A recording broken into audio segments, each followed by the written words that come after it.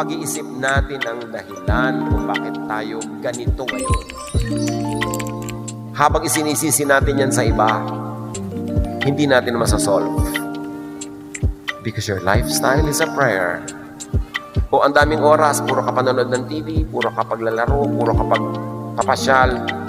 Yung kilos mo, galing sa utak mo, yun ang prayer mo. At sinasabi ng prayer mo, ayokong kumita today, gusto ko lang maglibang. So magtataka ka, wala kang kita.